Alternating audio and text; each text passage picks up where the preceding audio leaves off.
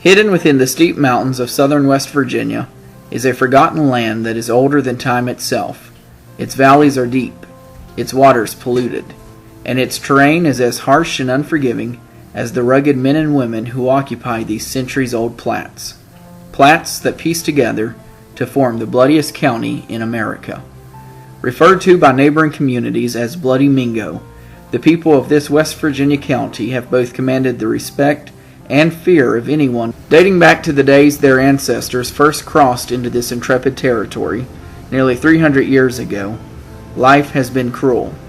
I was born in this bitter region 4 decades ago.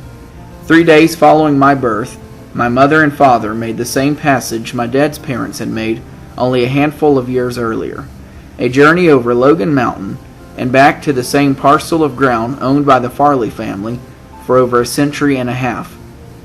The following year, fate would take an unusual turn, as my parents were forced to make the difficult decision to forsake the land of their nativity in search for a more prosperous future in Virginia. A man simply can't make a living in this forsaken place, I once heard my great-grandfather say, as he gazed out his kitchen window upon the graves of both his ancestors and descendants.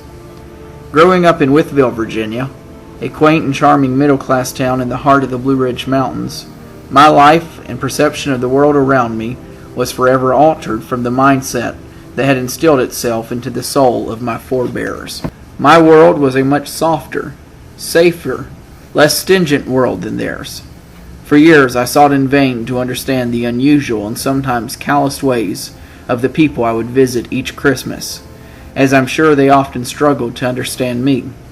In an attempt to somehow find myself in my late 20s, I soon began meticulously reading anything related to Bloody Mingo I could possibly find. It soon became obvious to everyone around me that my search had yielded way to a passion, and that passion soon became an obsession. The histories of each of the hollers, each of the last names, each of the men and women who gladly laid down their lives for the principle of a matter, had both intrigued me and haunted me. Above all, the stories of Mingo County have aided me in better understanding many of the most prominent figures in my life. This book is written in their honor, and for the purpose of giving the plight of the strongest people in America an even greater voice. Unlike my father, grandfather, great-grandfather, and even earlier generations, I have never worked inside a coal mine. I am a writer by trade, and this is their story. This is my story. In this book you will find that the story of Mingo County isn't always a pretty story. Neither is it a story the average American is capable of stomaching. But it is a true story, and it is a story worthy of being told. It is a true story of a place whose halls of history are littered with dead bodies, marred by greed, and haunted by ghosts that just won't die. The ghosts of Mingo County are very real, and resisted bitterly by a proud and fierce people. This is their story.